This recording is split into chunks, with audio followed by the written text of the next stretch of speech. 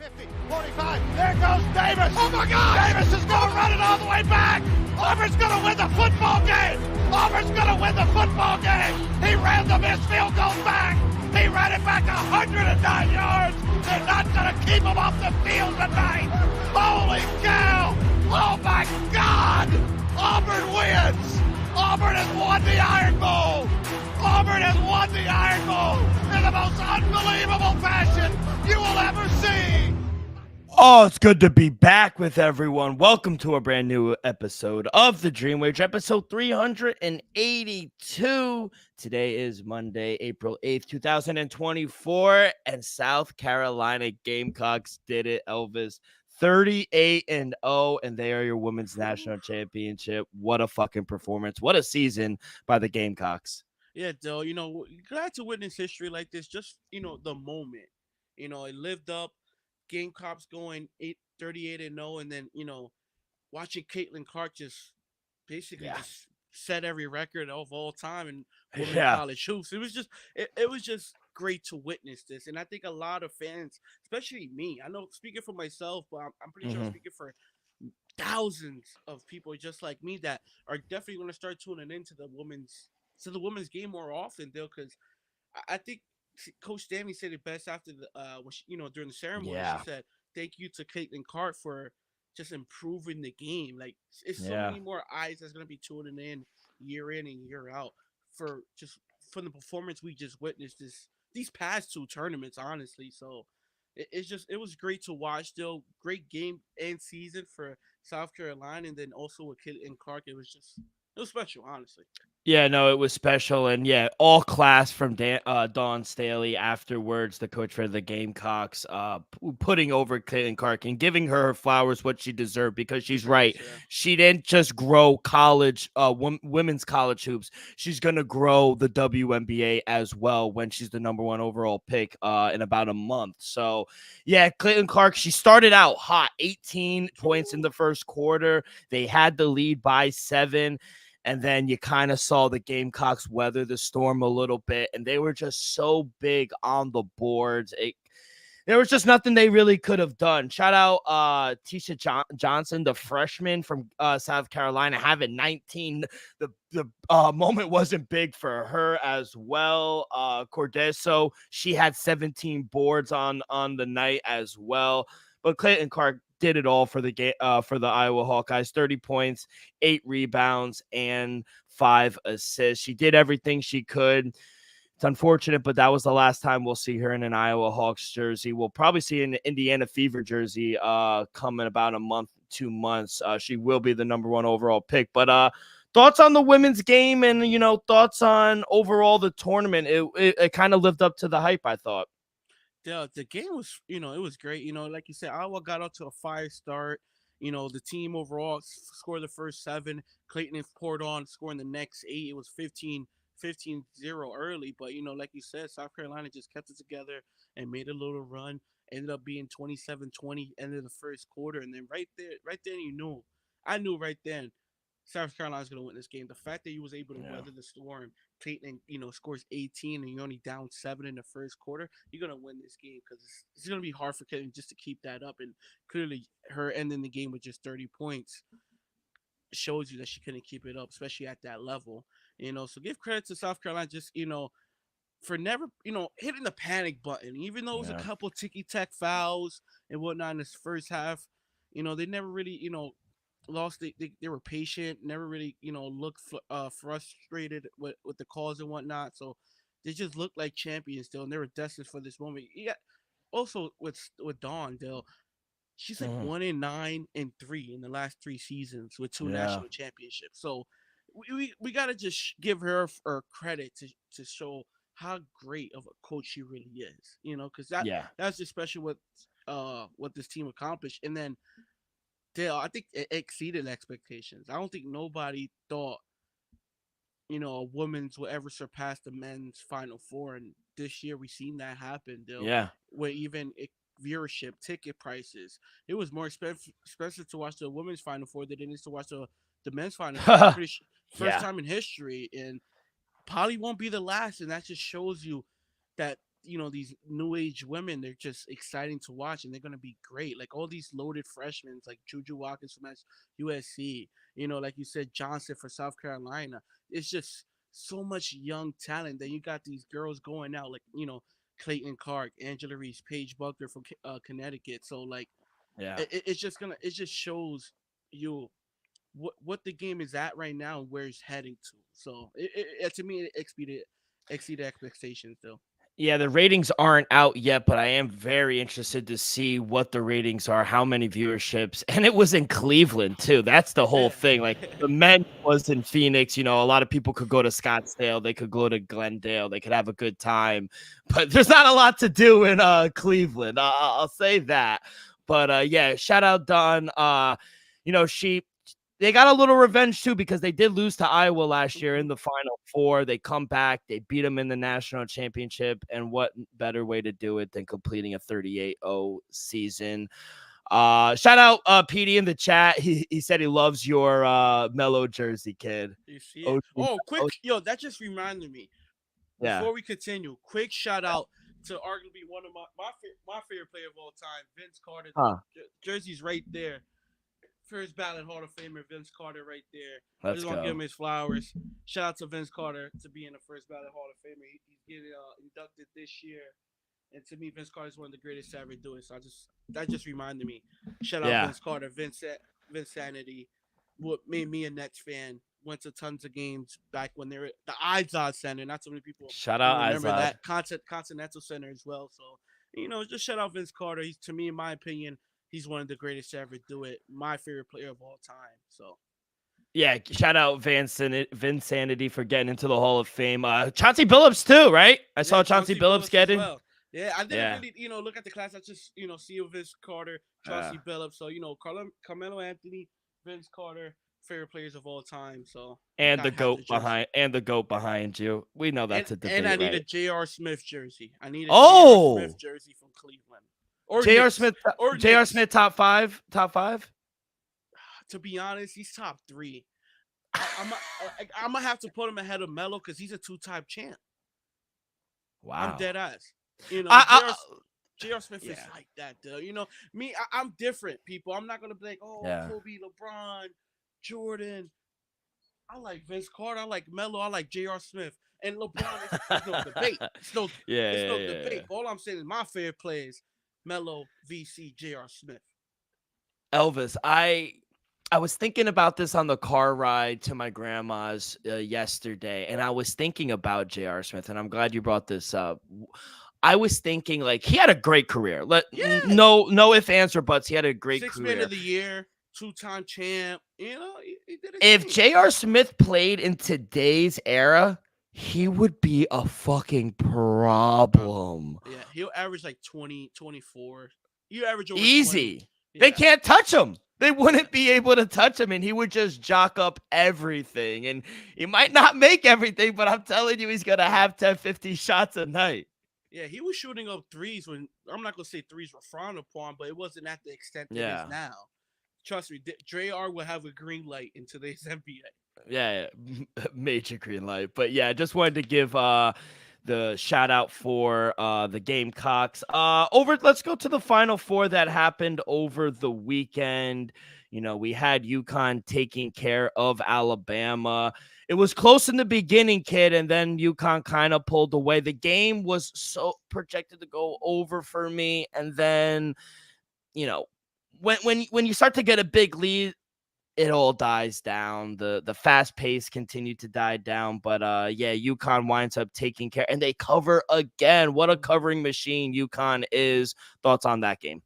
Dude, I had faith. I'm not gonna say I had faith, but I was leaning with Alabama. Like I said, the 11 was just too high, but still, UConn is just a powerhouse. You just got to give them credit.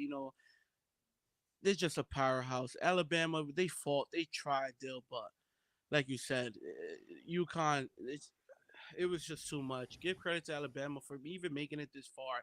The fact that Alabama is no longer just a football school, to me, that's just exciting.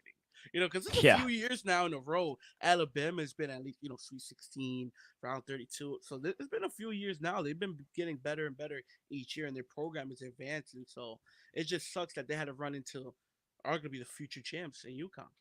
Back Yeah, to back.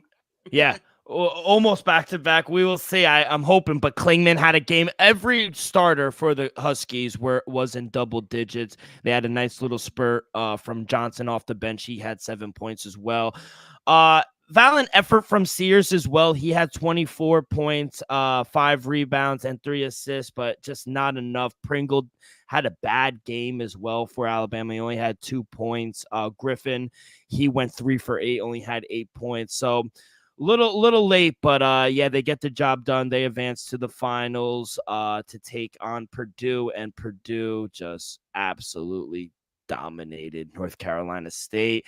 We talked about the Cinderella story with DJ Burns, loving him, and it was the automatic fade for me, going up against Zach Edey, just dominating. Zach Edey had a hell of a game as well. And unfortunate news, a little side note, it's unfortunate that he can't take he can't take credit, or not take credit. He can't take advantage of the NIL because he's a Canadian. He's Canadian born, and he's here on a visa. So that's one of the rules in NIL. You have to be an American citizen to get advantage of the NIL. So he's missing out on a lot of money. I would argue millions of dollars Zach Edey's missing out on, which is very unfortunate. But hopefully he will make that up and tenfold when he goes into the league. But yeah, just a little news on that. But yeah, what'd you think of Purdue beating North Carolina State? Yeah, this one was a little more predictable. Though I had the minus 6.5, I believe, with Purdue. 9. Not shit, 9. Yeah, and they'll cover it anyway. We know DJ Burns coming in was the big story, though, but we knew with that matchup against Edey, he just wasn't gonna do much. Edey's just too big, especially down low. Horn had a huge game, but Purdue to me was just a solid team when dominated down low with Edey. Like you said, Jones had a good game. Lawyer had a good game. So I just hope come championship tomorrow, it's just a competitive close game instead of 13-point win like we saw in the Final Four, and then a 14-point win with UConn. So I just hope it's a more closer game, more of a battle in the championship game than it was in the Final Four. Yeah, outside of DJ Horn for NC State, no one really did anything. Yeah, Taylor off the bench have 11 points, but outside of that, they really couldn't do anything. The defense was suffocating for the Boilermakers. Cinderella, the fact that they made it this far. 9 wins in a row. They went 5 in a row to won the ACC tournament, get to the Final Four, and they made their coach a lot of money. So the whole school, yeah, women's and men definitely gonna get a new gym, new locker rooms, better equipment. Because the fact that both teams was able to reach the Final Four, I think that's great. Yeah, 100%. Other things, UFL, unfortunately, man.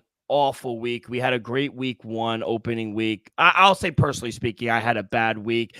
Brahmas, they come back and they win. They get the money line win, but they don't cover the -2.5. So San Antonio, they got the win 2-0, but they don't cover. Battlehawks, they get their first win of the season. They don't fucking cover. Stallions cover by the skin of their teeth. They improved to 2-0. They're still the best team in the league. And then DC, they wind up pushing. So 0-3-1 for me. I just want to forget about it. Move on to week 3, kid. Your thoughts? How'd you do? I did a little better, but it's all right. It's a team effort. That's why it's 2 of us still. I was on the Brahmas -2.5. That didn't hit.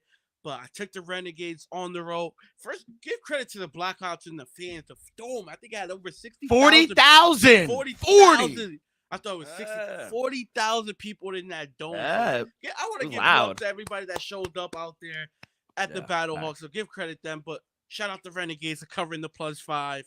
The Stallions, like you said, Dill, it was a good game. It was fighting back. Nice dime on the right side in the first half, making it close when it was 9-0. But the Stallions ended up covering. Then I had DC against my Roughnecks. They had to leave. They was close. They almost won the game, but they couldn't get the job done. Yeah. give DC credit, for coming back, especially late in the fourth, but couldn't cover the 5. I take that. So I go 2-1-1. I'll take that deal for week 2. Okay. Hey, if I'm doing bad, we just can't both of us do bad. At least one of us had a positive week. So glad you're on the positive end in the UFL. We'll look ahead towards week 3 next weekend. We'll stay on the gridiron. Panthers defensive tackle Derek Brown signed a 4-year, $96 million extension. $63.165 million is guaranteed. That's $24 million per year on average, and he's just behind one guy, the best defensive tackle in the league, in Chris Jones. Christian Watkins, Justin Matabuki from the Ravens. They were all on expiring contracts this season. But Derek Brown actually had 1 year left on his deal, but Carolina, they tied him up through 2028. Last season, he had 103 tackles. It was the most for a defensive lineman in NFL history. So they lost out on Burns. The Panthers were determined to keep this one and, kind of build around this guy on his defense. Derek Brown's a hell of a player. Yeah, Derek Brown's definitely one of the best defensive tackles in football. And for all the moves they made this offseason, it's just a good sign that they're able to keep one of their own and extend them on the contract. Like, yeah, I understand what's going on. We're on a rebuild, but maybe in a couple years we could turn this around, and that's a good anchor piece still. What makes First off, for you to have a successful defense, you're gonna have that run stopper right in the middle, and that's what you got with Brown. So great deal for the Panthers. Retain that, and then let's see what else they could do. Surround that. I like J.C. Horn at the cornerback position. He's still very good. They trade away Brian Burns, but defensively, Carolina does have some talent on that side of the ball. So it's just, to me, I want to see what they could do come draft time and add, because they don't got a first round pick, Dill. So we got to see what they're able to do to improve this team moving forward. But you start there with the anchor. Yeah, you got to start there with the line. And, we talk about all the time, you have to win up front on both sides of the ball, up front and defensive tackle, and you need a good offensive line to win in the trenches. By the way, Pete, if you're still watching, I need live updates on WrestleMania. What's going on with LA Knight? I heard fucking Snoop Dogg just made an entrance. Yeah, Snoop Dogg's a fucking legend. So, Pete, if you're still in the chat, I need live updates there. But as for defensive tackles, kid, we've seen a small example of how the money is growing. We'll start back in the day with Javon Hargrave. He got a 4-year, $84 million deal. That kind of set the market. Then Dexter Lawrence, 4 years, $90 million. Deron Payne, 4 years, $90 million. Jeffrey Simmons, 4 years, $94. Derek Brown, 4 years, $96. He got the same contract as Quinnen Williams. Justin Matabuke, 4 years, $98. Christian Watkins, 4 years, $110. And then obviously Chris Jones got the best deal, 5 years, $158. So, over the past year or two, the defensive tackle market has kind of exploded, and I kind of gave you just like a quick sample of it. Do you agree with how the market is moving for defensive tackles? Yeah, Dylan, and I'm gonna give Aaron Donald that reason, just because we saw how dominant he was during a playoff run and was able to not lead his team to a Super Bowl, but he made major defensive plays throughout that playoff run, where a lot of owners and GM was like, I'm gonna need me some of that, because when it is a crucial moment in the game, you're gonna need an unstoppable piece. Look at Aaron Donald with the Rams. Look at Chris Jones, back-to-back seasons for the Chiefs. Look at what it was, a 3rd and goal. If Chris Jones was to get there with that pressure, Jennings got a wide open touchdown. Brock Purdy had to throw it out of bounds due to the pressure. So a lot of teams are looking at like, hey, if we have a successful consistent pass rush, especially up the middle, we can have success. Three out of the last 4 Super Bowl champs had the best defensive tackle in football: Aaron Donald, Chris Jones. Yep, great fucking point, kid. And if the Panthers want any relevancy or any way to get into the playoffs and back to the Super Bowl, they need to start up front, and that's what they did. They secured their guy, Derek Brown. They couldn't lose another one. They lost out on Burns. He didn't want to be there anymore, and that was evident. So they got rid of him. Unfortunately, they didn't get much for him, but they signed Derek Brown, and hopefully he's there up until 2028. Before we get into these plays, let me tell you guys a quick word from our sponsor. We are brought to you by Viva Tequila Seltzer. The most refreshing hard seltzer on the market, hands down. It's no wonder why Viva was voted #1 hard seltzer in the world by San Francisco World Spirit Competition. With only 88 calories, 0 carbs, 0 sugar, and a light 4.5 ABV, Viva is the perfect drink for your post-game celebration, as it was created with that active lifestyle in mind. We flavor tequila seltzer because flavor is the spice of life, and we like our drinks with just a kick, just like how we like our lives. Whether it's Huckleberry playing a round of golf with Joe or an elderberry this Sunday watching WrestleMania, it doesn't matter. Our favorites pair perfectly with the Artisanal Blanco tequila for that subtle and refreshing drink. I believe here at the Dream Wager and at Viva is to live long, live well, and live it up. All right, kid, let's get to it. No NBA slate. Smart. They let the national championship have their day. We'll get to that in a minute, but we do have a 13 game slate on the diamond.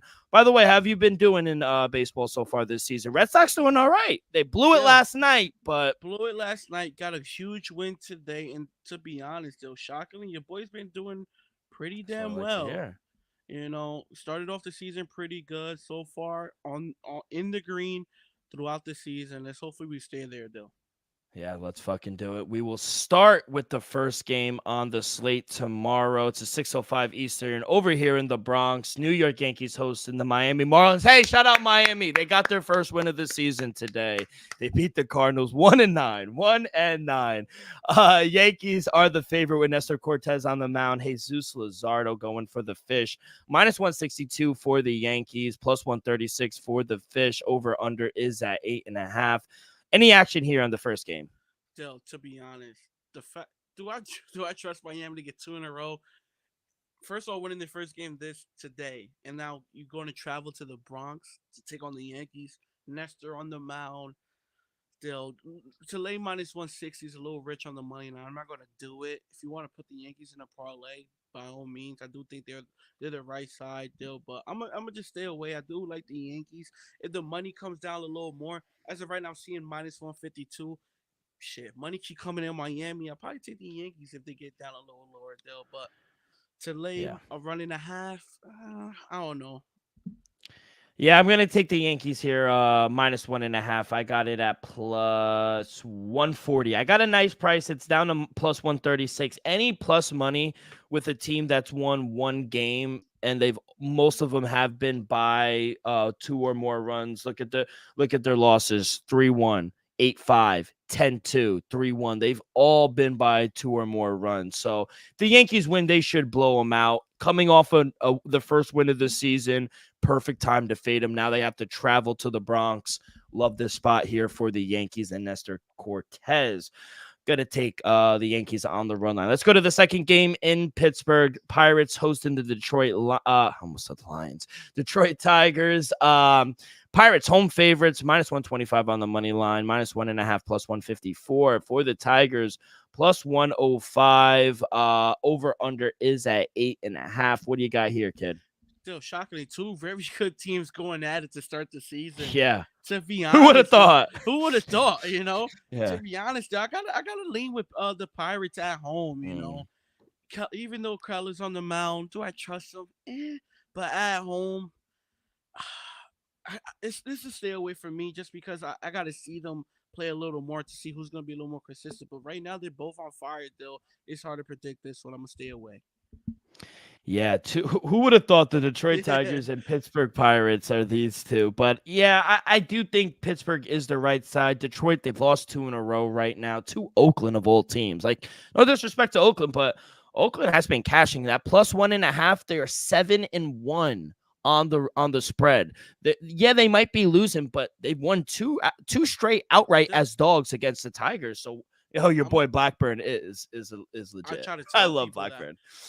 And not for nothing. What Dylan always says, people, our loyal listeners, good teams win. Bad team. No, good teams win.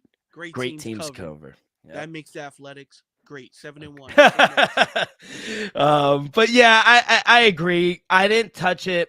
it stinks. Minus 124. Why are they so short of a team that has to travel now, coming off 2 straight losses? It's worrisome, if I'm being Yeah. honest. Pittsburgh, they won. They took 2 out of 3. Great series from them. They took 2 or 3 from the Orioles. It's a I stay lean away. Pirates. It's a Yeah. stay away. Yeah, I agree. It's a stay away for me. I do lean Pirates, though. Let's go out to Cincinnati. The Reds are hosting the Milwaukee Brewers. Reds home favorites minus 115 on the money line with Graham Ashcraft going. Aaron Ashby going for the Brewers minus 105. Short dogs over under is at 9.5. Elvis, I'll let you lead this one off, kid. What do you got? Dale, this is another one I was gonna stay away, Dale. But you know what? Thinking about it, I trust Ashcraft a little more than Ashby. So giving the Cincinnati Reds at home on the money line, when it's like two evenly teams, at the end you got to take the home field advantage when you can. So give me the Cincinnati Reds minus 115 on the money line. Yeah, I love this spot for Cincinnati. I agree. I took them on the money line minus 112. I thought they were going to be a little bigger of a favorite. They actually lost 2 or 3. Mets took the series this weekend. They took 2. Heating Well, up. I don't know why we're heating. Watch out. I feel it. Yeah, so I think this is a great spot for the Reds. Bounce back after a tough series against the Mets. I like Ashcraft way better than Aaron Ashby. So I think this is a nice bounce back spot here at home. And I think we're getting a short number. So I agree. I'm going to take Cincinnati here on the money line. Let's go up north to our brothers in Canada. Blue Jays hosting the Seattle Mariners. Blue Jays minus 120 home favorites with Jose Barrios on the mound. Luis Castillo going for the Mariners plus 100 even money. Come back on the road. Over under is at 8.5. What do you like here, kid? Dale, this is another stay away from me. You know, I do like Barrios on the mound with Toronto. Do I believe both pitchers can honestly have a good outing? I do, Dale. So I'll lean the under at minus 118. You know, under 8.5. I think the number's just right. And if both pitchers actually have a good outing, I think it's tough for the number to go over, Dale. So I'm gonna lean the under 8.5. Yeah, a lot two inconsistent offenses. Seattle, they've tried to pick it up a little bit here as of late. They've lost 4 of their last 5. Their offense has just not been there. They got blown out today against the Brewers 12-4. It's been tough, but Blue Jays, they just lost 2 or 3, but at least they're scoring. We saw a little fight from them yesterday. They lost 8-9. They lost again today, 8-3.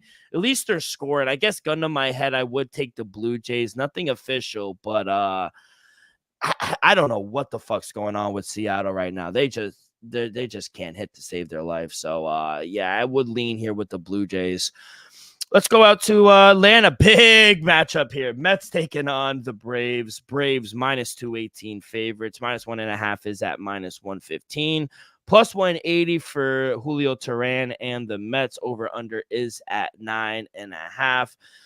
Elvis, I am not touching. I faded the Mets all weekend against the Reds. It didn't really work out. Went 1-2.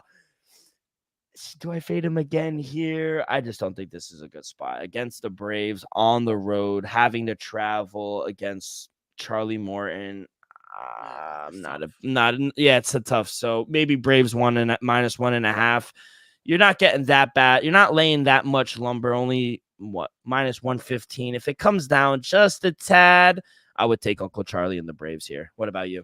Yeah, they'll give me Uncle Charlie and the Braves on the run line. They'll as of right now minus 108. That's what I was able to catch. So if anything, Dylan, like Dylan said, if the number comes down tomorrow, if you can get like even money, even like plus 105 or something like that, just wait around because those Mets fans, trust me, they're degenerates. They'll put some money on their Mets. So give me Atlanta on the run line minus 108.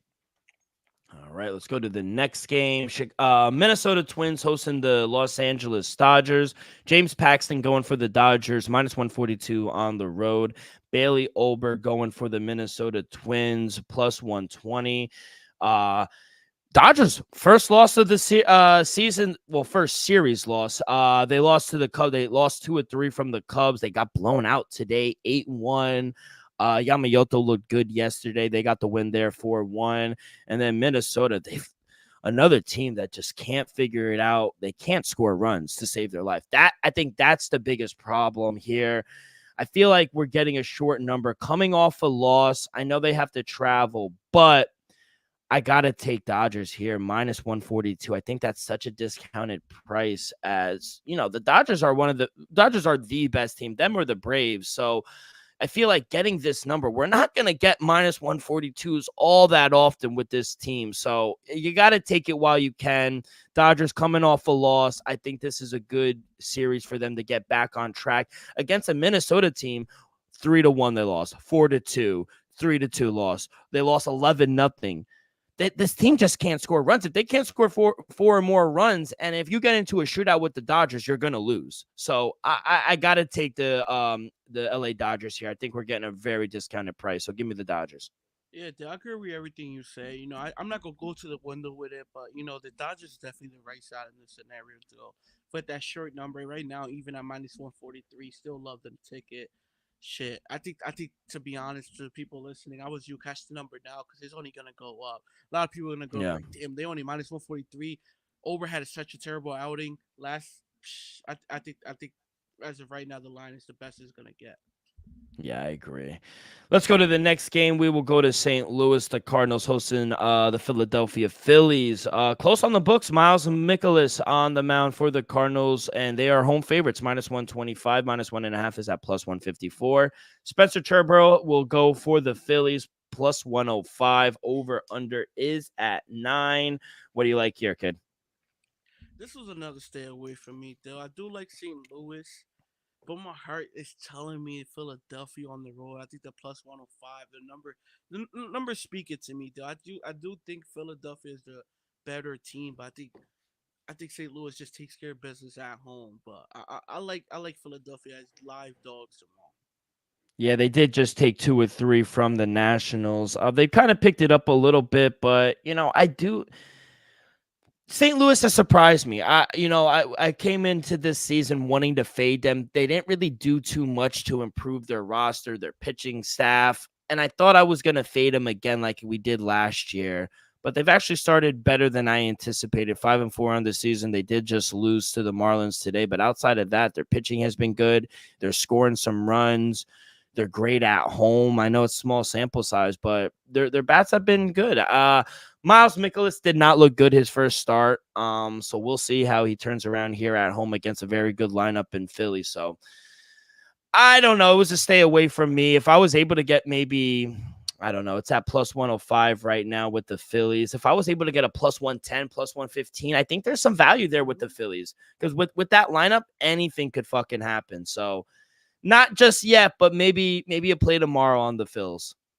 Let's go to Texas Rangers. They are playing right now Sunday Night Baseball. The Rangers are hosting the Houston Astros. Astros road favorites, minus 142 with Framber Valdez on the mound. Andrew Heaney going for the Rangers, plus 120. Over under is at a big 10. What do you like here, kid? Yeah, this is gonna be a great matchup, especially pitching matchup tomorrow. I want to go with the Rangers deal, but with Valdez on the mound with Houston, anything's possible. I do think he could go for a great outing, Dill. If anything, I do see first five ain't out yet. If anything, I'll do first five under. I don't think they have any success on the offensive side, especially in the first five. Dill Hanley, he's nice, and then Valdez, he's either gonna shut it down or he's gonna get smoked. I think he's gonna shut it down. Dill, I'll lean the first five under tomorrow. No line on it as of yet. Over unders at 10, so I'm gonna say first five, Maybe four and a 5. half. Four Four and and a a half, half, 5. 5. If Yeah. they gave you a 5.5, I would take that Oh under. yeah, over. I Oh, absolutely. even 10 seems kind of big. Mm-hmm. Houston is winning right now, It's like but three Tech, zero on the yeah, in the 6. 3-0. Yeah, it's early still. But Texas has had their number. They've won 3 straight. We'll see about today. They could come back. But 4 of their last 5, Texas is playing Yeah, really good baseball without Josh Jung, their third baseman, I'm which gonna go with the has been under, very Dill. impressive. Let's go there official. Let Yeah. me get the under at 10 Okay. at minus 115. I think that even the number Love it. 10 is it's a little too high. Yeah, speaks to me. I like that. I think that's a good side there. 4 games left. Let's go out to the Rockies in Coors Field. The Colorado Rockies are hosting the Arizona Diamondbacks. Zach Gallen going for the Snakes. Kyle Freeland going for the Rockies. Diamondbacks minus 180 favorites on the road.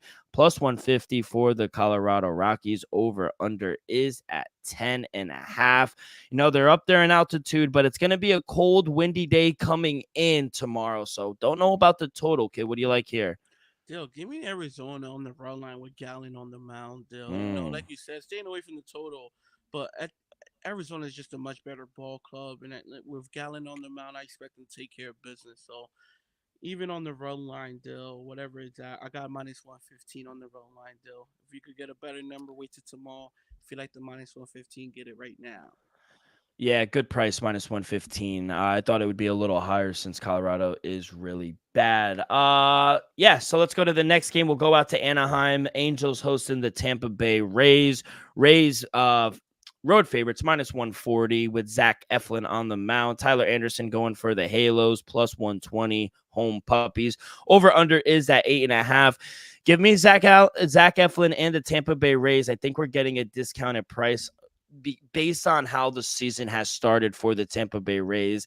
They just took 2 or 3 from the Rockies this weekend, but they had a tough opening series against Texas Rangers. I think that's why we're getting these discounted rates here with the Tampa Bay Rays. And I still don't trust the Halos. Yes, they won today. They did. They lost 2 or 3 from the Red Sox. Should have got Mm-hmm. swept. But I'm going to take Tampa Bay here. I know they have to travel, but it's not too far. Colorado to Anaheim, not too far. I'm going to take it minus 138. You could still find out there. So give me the short favorite on the road, Tampa Bay Rays. They are the much better team. Yeah, Doc, I agree with everything you just said. I didn't take it officially, but I do think Tampa Bay is the right side. Eflin's on the mound. Like you said, the Red Sox just handle business. I think we hit like 4 home runs today, something like that. If we were able to do it, I'm pretty sure Tampa's able to do it. So, minus 142 on the money line. Little rich, but to be honest, it's worth the chalk. Yep. 2 games left. We'll go. We'll stay in California. We'll go down a little south to San Diego. The Padres are hosting the Chicago Cubs. Padres home favorites minus 142 with Darvish on the mound, plus 120 for Assad and the Cubs. Over under is at 7.5. Give me the Padres here, kid. Minus 138. You still could find minus 138s out there. Big fade spot here for the Cubs. They've been really good, 5-3 on the day on the year. They're gonna win today, so they'll be 6-3. They took 2 or 3 from the Dodgers, but they played the Colorado Rockies. I think that also helps their pad their record a little bit. And the Padres, yes, they lost today. They lost 2 or 3 from the Giants, but Giants are a really good team. They took 2 or 3 from the St. Louis Cardinals. I like this team with Darvish on the mound. I think they'll settle in. Should be a low-scoring game, I think. I understand why the total is at 7.5. You got winds blowing in tomorrow night as well. So 2 good pitchers on the mound. I'm going to go with the better one. Darvish. Give me the Padres on the money line, minus 138. Yeah, same deal. You Darvish on the mound. I caught minus 141. Give me the Padres on the money line. Like you said, they're just a better team, and I just trust Darvish a little more, especially at home. All right. And then last game on the slate, we will stay in the great state of California. Just go back up north a little bit. San Francisco Giants hosting the Washington Nationals. Blake Snell making his first start with the Giants and going up against Trevor Williams, who is 1-0 with the Washington Nationals. Giants minus 238 on the money line. Minus 1.5 is at minus 115. Plus 195 for the Nationals. Plus 1.5 is at minus 105. Over under is at 8. Like I said, Washington, they did get the win today to avoid the sweep against the Phillies. They won 3-2. Like I just said, the Giants, they took 2 or 3 from the Padres. What do you like here, kid? Still, this is a stay away. Snell making his first start of the season. The first 5 is too juiced. I do like San Francisco. I do think he'll have a great outing first start, especially at home. But I just couldn't find anything that's worth the squeeze for me in this game, deal. So I just ended up staying away. Yeah, maybe look towards a Blake Snell out prop, or maybe a strikeout. Nationals 12th in the league in strikeouts right now. They do steal a lot of bases, the Nationals. So when they do get on, Blake Snell will probably keep them very close. But yeah, they steal a lot, the Nationals. Michael Conforto's been off to a really good start as well. They're aggressive at the plate, the San Francisco Giants. So Giants should win this game, but I can't lay it even on the run line. Total seems about right as well. So yeah, this is another stay away game for me. If anything, we'll have props later tomorrow morning. But yeah, 5 official plays for me. I'm going to take the Yankees on the run line, Reds money line, Blue Jays money line, Rays money line, and the Padres money line. What are your plays, kid? My official plays are Cincinnati money line, Braves run line, Houston, Texas under 10, Arizona run line, San Diego money line. Let's fucking go. Thank you, kid. Good luck. Hey, let's stay hot on the diamond, kid. What do you Yeah. say? And then we'll end the show with the national championship. Purdue taking on UConn. It's been a hell of a tournament so far. 2 number 1 seeds. The number 1 overall seed got in. And as much as Dan Hurley says, it's been a tough tournament. Everyone's been against UConn, with the time slots where they had to go, who he had to play. I love everything he's saying, getting the boys fired up. Anything he has to say to get the boys that much more motivated, I love it. UConn laying 7 here. Over under is at minus 145. If you like Zach Edey and Purdue, plus 240 on the money line, plus 7 as at minus 115. Over under is at minus 145. Kid, do we see back-to-back national champions, or do you give Zach Edey a chance? Still, my heart tells me give Zach Edey a chance, but I think we're gonna witness history. I think we're gonna see a back-to-back champion. UConn is, like I said earlier, UConn's just been a powerhouse. It's just been a force for 2 seasons straight. And like you said, it all starts with the head coach motivating, firing his guys up, and just getting them ready to play. And he did. And I saw the other day they were warming up with batting gloves or like catching gloves. They'll. It doesn't even matter. Though you gotta respect what's going on. And with Purdue, they're great. They're good. Do they have a shot in this game? Absolutely. That's my play. Give me the plus 6.5 for Purdue. The plus Wow. 7 even more. I think the fan in me wants the points just because I want to see a close game. I want to see a game winner, something like Villanova did a couple years ago, something like that. But I just want to see a great national championship deal. Give me Purdue plus the points. Hopefully UConn don't blow them out. That's all I can say. Oh, plus 7 seems like a lot in a national championship game, kid. First initial thoughts on the spread. I think the total is spot on. 141. What was it? 145? Yeah, Yeah, 145 145.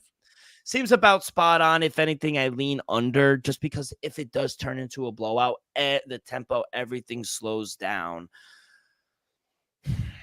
As much as I want to be on the same side as you and take Purdue because I do think 7 is a lot, I just can't do it. I think Dan Hurley and the boys are going to blow them out. I think they're going to weather the storm early, and I think they're going to shut down Zach Edey. Not shut him down. I think they're going to limit or contain as best as they could because I don't think you're going to be able to fully stop the kid. So I'm going to take UConn here. I'll lay the 7 here. I actually got it a little early, the opening line. I got 6.5, but it is moving in my direction. So 7. So I'll lay the 6.5 here with the Huskies, and I think we get back-to-back champions for the first time in quite a while, I would say. Yeah. So yeah, that's who I'm going with, UConn Huskies. You got to go with Purdue just because that was your team to win the whole thing, right? Yeah, dude, you gotta stick with them through thick and thin, and that's what I'm doing right now. I'm going with the Boilermakers. I'm not gonna switch up now. I gave them a shot to start it off. They're here. Why not keep rolling? Why not keep it rolling? You're a Boilermaker for life, kid, through thick and thin. I love to hear it. Any last words, kid, before we get up out of here? Wednesday, we have Masters preview. Can't wait. I already got matchups. I got outright winners, kid. I can't wait. Yeah, it's gonna be exciting week. And just to end it off, I'm gonna just give my opinions for Tuesday's games, just real quick. Some games, not all. Uh, Clippers taking on the Suns. Great matchup. Give me the Suns, whatever the spread is. I think they win the matchup. Golden State versus the Lakers. Golden State. Houston's eliminated. Golden State, I think, is like 2.5 games back from the Lakers for that number 8, number 9 spot. I think the Lakers just set in our cruise control to the play-in. I think the Lakers try to jump up, try to see if they can get to number 7, number 6. Give me the Lakers against the Golden State Warriors tomorrow on TNT. Denver to blow out Utah. Minnesota, they coming off a back-to-back. They play the Lakers tonight. Not sure about that. And then the last one, give me Houston plus the points against Orlando, and then Bucks, Celtics minus the points. Doc Rivers and the whole city of Milwaukee just can't get the job done. They suck. They lost again, bro. After we discussed it, I literally was looking at the scores and I said, yo, these guys really lost again, bro. Because I don't know if they just need to go on another road trip. To me, they got to get out of Milwaukee. It's not been good since they got home. I hope the Knicks blow them out. I hope we blow them out. What's the score right now? I took y'all plus the points. I took y'all plus 4. Y'all up plus 4. Y'all up 4. Let's go. Let's go. Because they're bums. They're bums. I don't know why y'all was plus 4. Let's fucking go, kid. Thank you so much. Oh, by the way, don't want to see them in the playoffs, but watch out for 76ers. They've been on a roll since Embiid has been back. They look good. What I tried to tell you, you laughed at me. I did. Just because they don't look, they're not a good team without Embiid. But when Embiid came back, man, you understand he's rested. He's gonna get legs under him, and it's not like he's tired. Still, his knees. He don't got no tummy kicks, no sore knees, no sore ankles, no sore. For back. now, this is the first time he's gonna be fully healthy into a playoff run.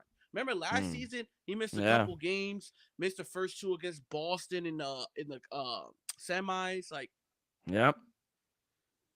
So I just hope Joel has I just think with him, Maxey, Tobias being a good third option, they can make some noise. I'll give him a shot, though. Boston's gonna be tough.